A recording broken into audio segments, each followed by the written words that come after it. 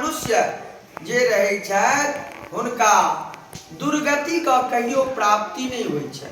किया तऽ माता पिता के मृत्यु भेला के बाद पुत्र द्वारा ओहि माता पिता का सविधि क्रिया कर्म कयल जाइ छै।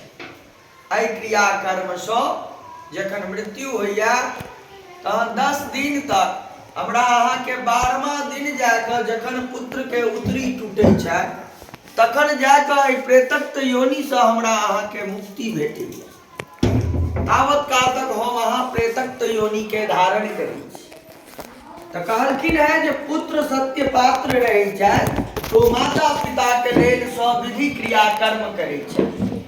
जे सविधि क्रिया कर्म केला सँ माता पिता के प्रेतक योनि से मुक्ति भेट जाइ छै और हुनका परम गति के प्राप्ति होइ छै।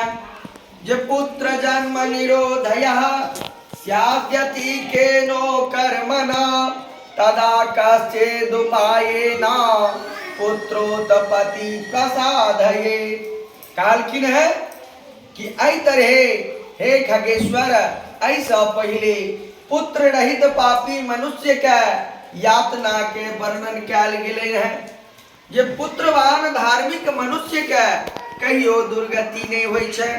यदि अपना पूर्वार्जित कर्म के कारण पुत्रोत्पत्ति में विघ्न होइत हुए तो शास्त्र कहै छै जे अहाँ सतचंडी यज्ञ करबाओ।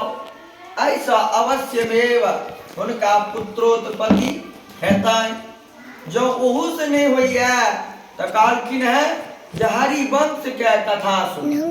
जो हरिवंश के कथा सुनै छी तो भगवान हरि के कृपा से अवश्यमेव हुनका पुत्र के प्राप्ति हेतनि। विधान पूर्वक सतचंडी यज्ञ करू, भगवान शिव के आराधना करू और विद्वान व्यक्ति से ई यज्ञ के संपादन करवाओ।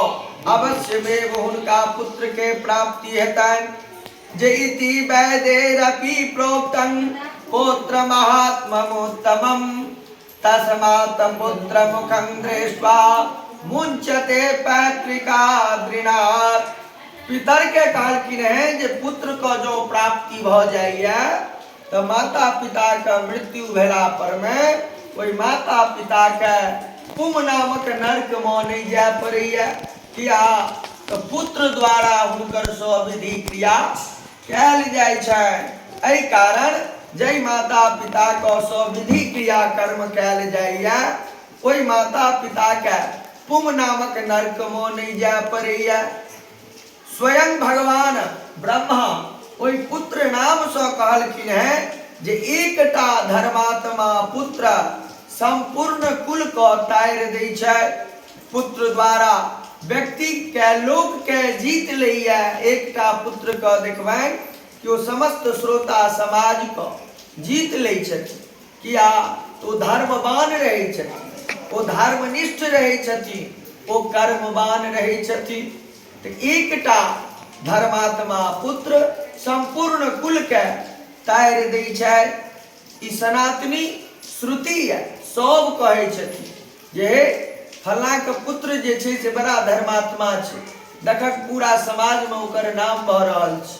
ई सनातनी श्रुति छै जे पौत्रस्यास पर्सना मृत्यो मुंचते ऋण त्रादयात् लोकान ये दिवह प्राप्ति पुत्र पौत्र प्रपौत्र कहे।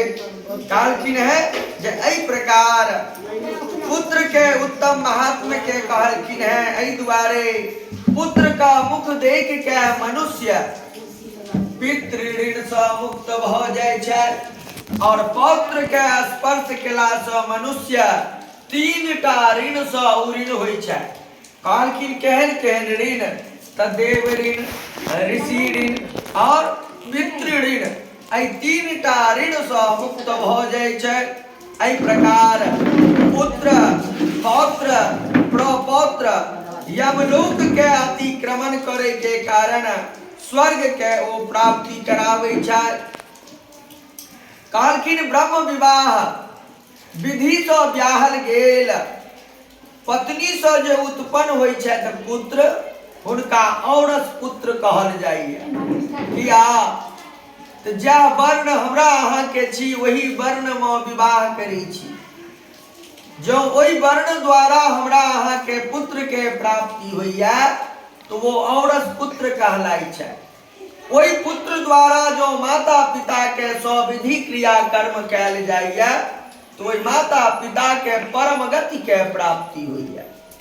और कतेक आदमी के देखबै जे छथि ब्राह्मण और विवाह कऽ लै छथि हीन जाति में जाकर, अपना से नीच वर्ण में जाकर विवाह कऽ लै छथि। ओहि द्वारा जे पुत्र प्राप्ति होइया वो पुत्र जे अपना माता पिता के स्वविधि क्रिया कर्म करै छथि तो ओहि माता पिता के स्वर्ग के प्राप्ति नहीं होइ छै। ओहि माता पिता के यज्ञ पूर्ण नहीं होइ छै, वो यज्ञ विनष्ट भ जाय छै, नष्ट भ जाय छै। हुनका उधर्म गति के प्राप्ति होइ छै। कालकिन संहित्र पुत्र अधोगति के ओर ल जाइया। जो जय गोत्र हमरा अहाँ के छी, जय मूल हमरा अहाँ के छी, वही गोत्र में वही मूल में हम अहाँ अपना बेटा के विवाह कऽ दै छी, अपना बेटी के विवाह कऽ दै छी तो धर्म नष्ट कऽ दै छी। किया एक गोत्र एक मूल